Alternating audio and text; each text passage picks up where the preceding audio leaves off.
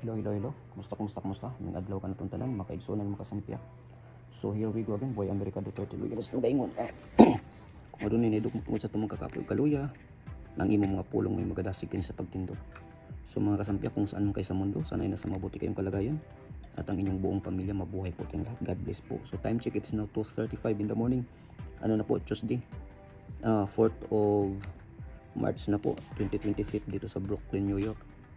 So, ano bang pwede nating pag-uusapan? But before anything else, kayo inanyayan ko na magsampyak man lang itong munti kong channel. At ito yung lagi kong sinasabi na your health is your wealth. Kung kaya talagaan po natin ang ating mga sarili. Kasi pag meron tayong mga debilitating illnesses, mga life-threatening diseases, hindi natin ma-enjoy itong buhay na hiram natin galing sa puong may kapal dyan sa taas. So, alam naman natin na ang lahat ng mga kaganapan dyan sa Pilipinas orchestrated para pabagsakin ang mga Duterte. Kumbaga, demolition job ng administrasyon ngayon na tandem ng magpinsan na Tambaluslos at Bangag Jr.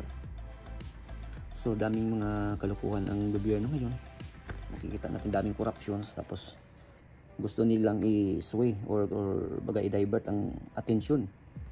Kung kaya ngayon pati mga vloggers ginigipit itong mga lalong-lalo na itong mga sikat na mga vloggers na iniidolo natin. Gusto nilang ano talaga nila ginigipit. Gusto nilang padaluhin diyan sa lower house, diyan sa korte ng mga crocodiles. Ginagawang ginawa instead of mag-legislate sila ng or magbalangka sila ng batas, mag-amend, i-amendahan yung batas. Ang ginawa nila, sila na yung korte diyan. So, talaga. At ngayon, tinitira sila ng mga vloggers dahil meron naman tayong karapatan na magpapahayag. Tayong mga individuals, tayong mga taxpayers. Pero ngayon, gusto nilang gigipitin. Makikita natin na meron talagang silent martial law na nangyayari. Kung baga tama si Tatay Digong na itong administrasyong Marcos ngayon patungo na talaga sa martial law na noong nangyari ng ilang dekada na sa panahon ng tatay nila. So, ngayon pilit nilang sinusupil yung mga karapatan, mga kalayaan natin na magpapahayag. Kung kaya't hindi tayo magpapatalo ngayon 2025 election, dapat vote straight tayo. Tapos may mga dyan na meron tayong mga naririnig na baka din madaya yung eleksyon.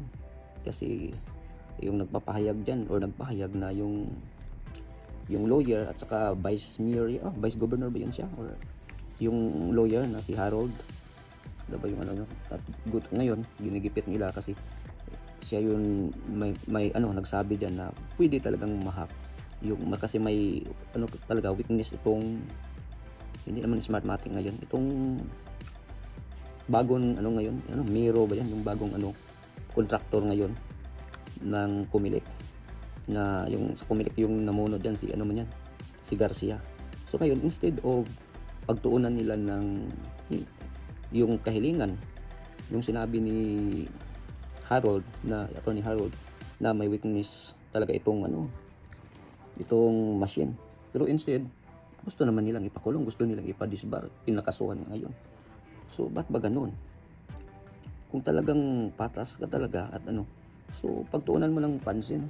At sabi nila na ba't pa kasi maraming nagsasabi na bakit kasi on air niya, ba't ba binablog? Siyempre, di ba sinabi nga niyan na nung una daw dinulog na niya yon pero hindi siya pinakinggan. So yung kanya lang naman suggestion para malalaman din ng taong bayan ng mga taxpayers. Siyempre gusto natin ng talaga patas talaga na eleksyon. Kasi sa tingin natin itong mga kalaban ngayon, gusto talaga nilang gagawin ang lahat. Di ba? Walang imposible sa gobyerno ngayon. Puro na talaga kalukuhan Kasi takot na sila na makabalik itong mga Duterte kasi meron talagang jail time dyan. Kasi marami silang mga ninanakaw dyan At sinabi ko na hindi talaga imposible sa panahon ngayon. Tingnan nyo, ang mga NPA bumalik na. So meron tayong mga party list ng NPA. So hindi din tayo magtataka na meron na ring mga party list ang mga kriminal. Di ba? Ngayon bumalik na itong mga droga, mga patayan. Binablog na nga nila yung pag hit nila, yung nila, yung naga-session sila diyan.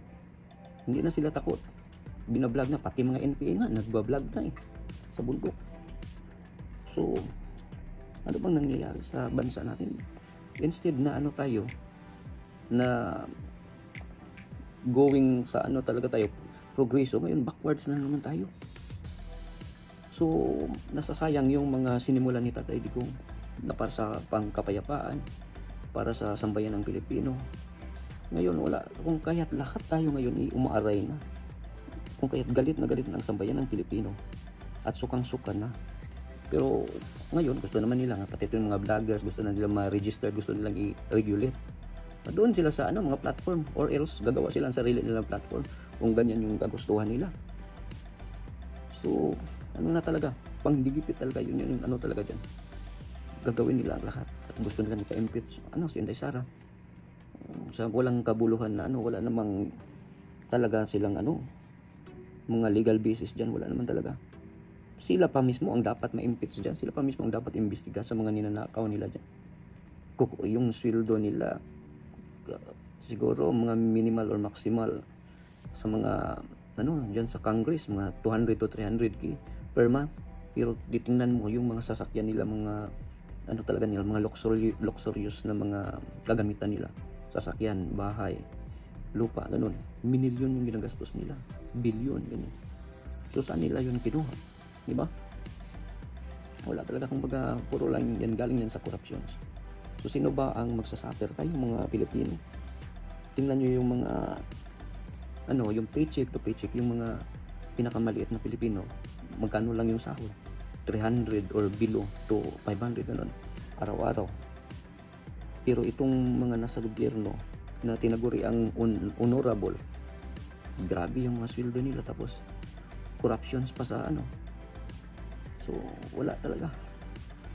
Tapos dami pang mga abuso sa mga pulis, sa sundalo, ganun.